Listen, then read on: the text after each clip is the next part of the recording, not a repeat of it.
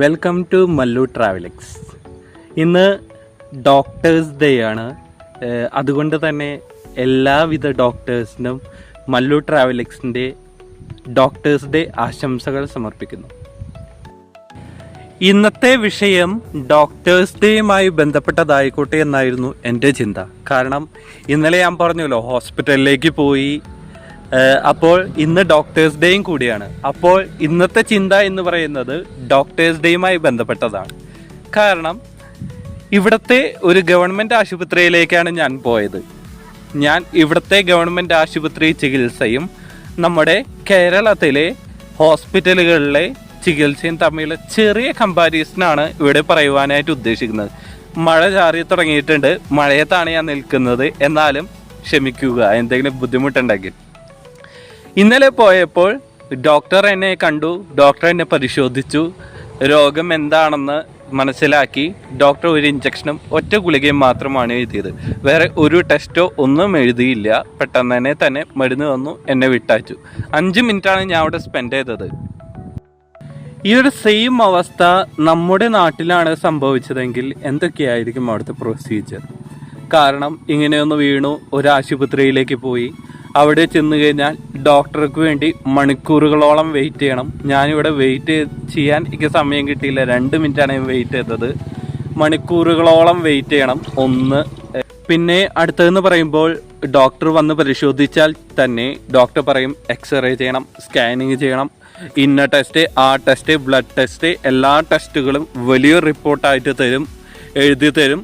അതുപോലെ തന്നെ വലിയൊരു ലിസ്റ്റ് ഉണ്ടായിരിക്കും ചെയ്യാനായിട്ട്.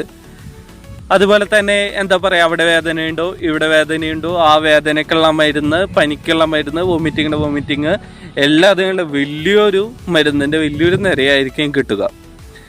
അപ്പോൾ അതാണ് എനിക്ക് തോന്നിയ ഒരു കാര്യം. ഇന്നത്തെ കാലത്ത് മെഡിക്കൽ ഫീൽഡ് എന്ന് പറയുന്നത് രോഗം ഉണ്ടാക്കാനുള്ളതാണോ അതോ രോഗം ഇല്ലാതാക്കാൻ വേണ്ടിയിട്ടാണോ? ഇതൊരു ചോദ്യമായിട്ട് എൻ്റെ മനസ്സിലുണ്ട്. കാരണം എനിക്ക് കുറേ മുൻപത്തെ എക്സ്പീരിയൻസ് ഉണ്ട്. മെഡിക്കൽ ഫീൽഡിൽ ഞാൻ കുറേ നിന്നിട്ടുണ്ട്. അതുകൊണ്ടാണ് ചോദിക്കുന്നത്. ഇന്നത്തെ കാലത്ത് മെഡിസിൻ അല്ലെങ്കിൽ മെഡിക്കൽ ഫീൽഡ് എന്ന് പറയുന്നത് രോഗം ഇല്ലാതാക്കാൻ വേണ്ടിയാണോ, രോഗം വീണ്ടും വരുത്താൻ വേണ്ടിയാണോ? അതുപോലെ തന്നെ ഈ പനി എന്ന് വരുന്ന അസുഖം, ഈ പനി വന്നു, ഒരാൾക്ക് പനി വന്നു കഴിഞ്ഞാൽ ഈ പനിയെ നമ്മൾ മരുന്ന് കഴിക്കുമ്പോൾ പനി ഇല്ലാതാക്കുകയാണോ അതോ എന്താണ് ചെയ്യുന്നത്? പനി അടിച്ചമർത്തുകയാണോ, പനി ഇല്ലാതാക്കുകയാണോ ചെയ്യുന്നത്? ഓക്കെ, അതവിടെ ഇരിക്കട്ടെ.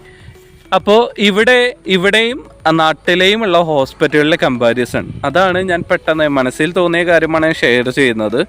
എനിക്കറിയില്ല എന്തൊക്കെയാണ്. കാരണം എൻ്റെ മനസ്സിൽ തോന്നിയ എൻ്റെ വാദങ്ങളാണ് ഞാൻ പറയുന്നത്.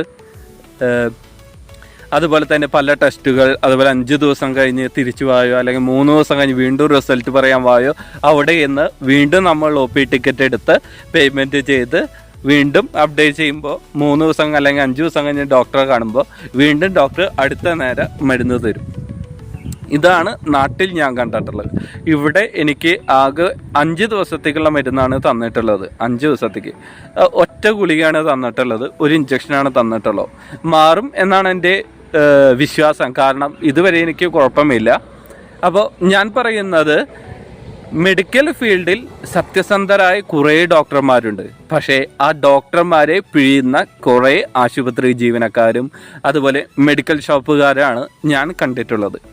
കാരണം ഒരുവിധം 98% സത്യസന്ധരായ ഡോക്ടർമാരെ കാണുവാനായിട്ട് സാധിക്കും.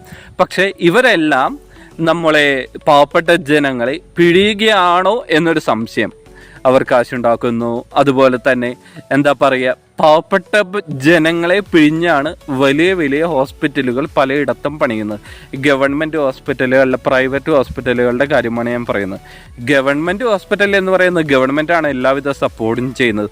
അവിടുത്തെ ഡോക്ടർമാരെന്ന് പറയുന്നത് അവർ 5 പൈസ കൂടുതൽ അഡീഷണൽ ഒരാളുടെ കയ്യിൽ നിന്ന് വാങ്ങുന്നില്ല. ഗവൺമെൻറ് കൊടുക്കുന്ന തുച്ഛമായ ശമ്പളം കൊണ്ടാണ് അവർ ജോലി ചെയ്യുന്നത്. ഓക്കെ, അപ്പോൾ എനിക്ക് തോന്നിയൊരു കാര്യം, നമ്മുടെ നാട്ടിലത്തെ ഹോസ്പിറ്റലുകളിൽ ജനങ്ങളെ പിഴിയുകയാണോ എന്നൊരു സംശയമുണ്ട്. നിങ്ങൾ ചിന്തിച്ചു കഴിഞ്ഞാൽ അറിയുമായിരിക്കും. നല്ലൊരു ട്രീറ്റ്മെൻറ്റ് കൊടുത്ത് രോഗം പെട്ടെന്നതിനെ മാറ്റുന്നതിന് പകരം ജനങ്ങളെ കബളിപ്പിക്കുകയാണോ ആ ചികിത്സ, ഈ ട്രീറ്റ്മെൻറ്റ്, ആ ഓപ്പറേഷൻ, ആ സർജറി, അത് ഇത് ഓക്കെ. എമർജൻസി സിറ്റുവേഷനിൽ അതെല്ലാം അത്യന്താപേക്ഷിതമാണ്, വേണ്ട എന്നൊന്നും ഞാൻ പറയുന്നില്ല. ഒരു ആക്സിഡൻറ്റ് സംഭവിച്ചു, എമർജൻസി സർജറി ചെയ്യണം, ഓക്കെ, ദാറ്റ്സ് ഓൾ. അതൊക്കെ അതിൻ്റെ ഭാഗമാണ്, അതിനോടൊന്നും ഞാൻ എതിര് നിൽക്കുന്നില്ല. ഞാൻ പറയുന്നത് ഒരു പനി വന്ന് ഹോസ്പിറ്റലിൽ പോകുന്ന ഒരു വ്യക്തിയെ ഇട്ട് പിഴിയുകയാണോ ചില ഹോസ്പിറ്റലുകൾ എന്ന് എനിക്കൊരു സംശയമാണുള്ളത്.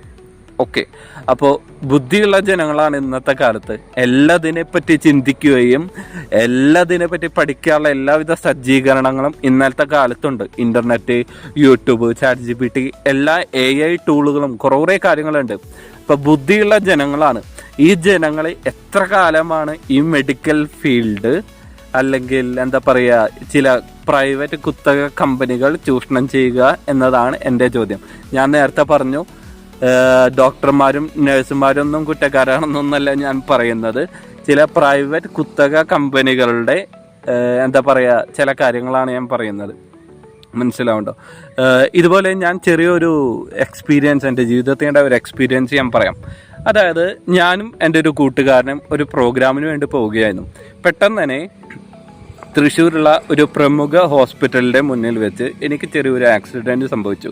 എനിക്കും അവനാണ് വണ്ടി ഓടിച്ചിരുന്നത്. ആക്സിഡൻറ്റ് സംഭവിച്ചു. അങ്ങനെ ഞങ്ങൾ തൊട്ടടുത്തുള്ള ഒരു ഹോസ്പിറ്റലിലേക്ക് പോയി. ഓക്കെ, അവിടെ പോയിട്ട് ഡോക്ടറെ കണ്ടു. കാര്യമായിട്ട് വലിയ സംഭവം, ചെറിയൊരു എന്താ പറയുക ചെറിയൊരു ഇഞ്ചുറിയാണ് ഉണ്ടായിരുന്നത്. എനിക്ക് വലിയ പെയിനോ എന്താ പറയുക ആ ഇഞ്ചുറിയുടെ ബുദ്ധിമുട്ട് മാത്രമാണ് എനിക്ക് ഉണ്ടായുള്ളൂ, അല്ലാണ്ട് വലിയ സംഭവങ്ങളൊന്നും ഉണ്ടായില്ല. അവിടെ കാഷ്വാലിറ്റി ഡോക്ടറെ കാണിച്ചപ്പോൾ ഡോക്ടർ പറഞ്ഞത് എന്താണെന്ന് വെച്ച് കഴിഞ്ഞാൽ എക്സ്റേ എടുക്കണം, എല്ല് പൊട്ടിയോ നോക്കണം, അതിന് സ്ക്രാച്ച് ഉണ്ടോ നോക്കണം. ചെറിയൊരു മുറിവാണ് ഉള്ളത് കേട്ടോ, വലിയ മുറിവാണ് അല്ല ഉള്ളത്. TT എടുക്കണം, അതെടുക്കണം, ഇതെടുക്കണം, കുറേ ലിസ്റ്റ് പറഞ്ഞു. ഞാൻ ഒരു ഹോസ്പിറ്റലിലാണ് വർക്ക് ചെയ്തിരുന്നത് PRO ആയിട്ടും. ഞാൻ പറഞ്ഞു ഞാൻ ഒരു ഹോസ്പിറ്റലിലാണ് വർക്ക് ചെയ്തിരുന്നത്, ഈ ഒരു മുറിവിൻ്റെ ആഴം കണ്ടാൽ എനിക്കറിയാം എത്ര പോയിട്ടുണ്ടെന്ന്. അതുകൊണ്ട് ഈ ഒരു മുറിവിന് എക്സ്റേയോ ഒന്നും എടുക്കേണ്ട കാര്യമില്ല. പേഷ്യൻറ്റിൻ്റെ കൺസെൻറ്റ് ഉണ്ടായാൽ മാത്രമാണ് ഹോസ്പിറ്റൽ അധികാരികൾക്ക് ഇതെല്ലാം ചെയ്യാനായിട്ട് അവകാശമുള്ളൂ. ഞാൻ പറഞ്ഞു ഇത് ചെയ്യേണ്ട ആവശ്യമില്ല. ആ അധികാരികൾ അത് ചെയ്തില്ല, എക്സ്റേ ചെയ്തില്ല, എടുത്തില്ല, ഇഞ്ചക്ഷൻ തന്നു, മരുന്ന് തന്നു, എൻ്റെ രോഗം മാറി. ഓക്കെ, എക്സ്റേ എടുത്തെങ്കിൽ എത്ര രൂപ എൻ്റെ കയ്യിൽ നിന്ന് പോകും? ഓക്കെ, അല്ലെങ്കിൽ സ്കാൻ ചെയ്യുക എന്തെങ്കിലും ചെയ്തിരുന്നെങ്കിൽ. അപ്പം ഞാൻ പറയുന്നത് മനുഷ്യന്മാർ കഴിക്കുന്നത് ചോറാണ്, അവരുടെ തലയിൽ ബുദ്ധിയുണ്ട്. ഇത് ചിന്തിച്ച് ചെയ്യേണ്ട കാര്യം ഉത്തരവാദിത്വം മനുഷ്യന്മാർക്കുള്ളതാണ്. പലരും ചുറ്റും കബളിപ്പിക്കാനായിട്ട് ഇഷ്ടം പോലെ ആൾക്കാരുണ്ടായിരിക്കും. അപ്പോൾ അവരെയെല്ലാം മനസ്സിലാക്കിക്കൊണ്ട് ഇപ്പോൾ ആ ഹോസ്പിറ്റൽ പറ്റില്ലെങ്കിൽ പറ്റില്ല എന്ന് പറഞ്ഞിട്ട് വേറൊരു ഹോസ്പിറ്റലിലേക്ക് പോകണം. നല്ലൊരു ചികിത്സ അവിടെ നിന്ന് കിട്ടും ചുരുങ്ങിയ ചിലവിൽ. ഓക്കെ, അപ്പോൾ ഇത്രയും കാര്യങ്ങളാണ് ഇന്ന് ഞാൻ പറയുന്നത്. ഇതിൽ കൂടുതലൊന്നും പറയുന്നില്ല. കാരണം ഈ ഒരു വീഡിയോ ചിലപ്പോൾ ഹോസ്പിറ്റൽ അധികാരികൾ കണ്ടു കഴിഞ്ഞാൽ ചിലപ്പോൾ എന്നോട് വലിയ വിദ്വേഷമായിരിക്കും. പക്ഷേ ആ വിദ്വേഷത്തെയൊന്നും നമ്മൾ ചെവിട് കൊടുക്കേണ്ട ആവശ്യമില്ല. സത്യം പോലെ വിളിച്ചു പറയുക എന്നതാണ് ഒരു മനുഷ്യൻ്റെ ധർമ്മം. അതാണ് ഇവിടെ ഞാൻ ചെയ്യുന്നത്. അപ്പോൾ ഇനി ഒരു അടുത്തൊരു വീഡിയോയിൽ കാണുന്നത് വരെ സ്റ്റേ ട്യൂൺ വിത്ത് മലു ട്രാവലിക്സ്.